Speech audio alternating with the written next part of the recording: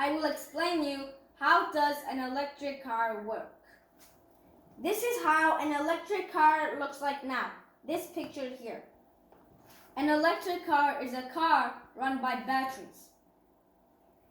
Thousands of these type of batteries that can actually power the whole car because of how much there is. Inside the electric car there's an induction motor, which is the powerhouse of the car. The induction motor was made by the great scientist Nikola Tesla around 100 years back. The induction motor has two main parts, the stator and the rotor. Here is the stator and here is the rotor. They basically work together. Inside the rotor there's a stick. Here's the stick. Here.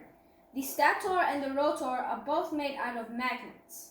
The stator pushes the rotor in circles since they are both made out of magnets. For example, when you put a magnet and another magnet together, they stick. But when you switch one around, they push each other away. And that's exactly what the stator is doing to the rotor. Just that it's not pushing it away like this, it's pushing it in circles like this. This is a picture of magnets pulling and pushing. Inside the electric car there's an inverter. The batteries carry DC, direct current, which is steady current. The batteries send DC current to the inverter. From there, the inverter changes DC current to AC current, which is changing current.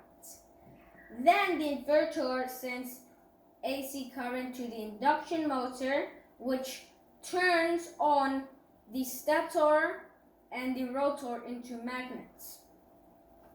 And then they do their roles.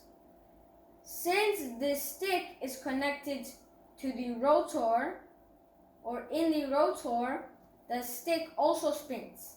And also, since the wheels are connected to the two ends of the stick, the wheels also spin, and that's how the car moves.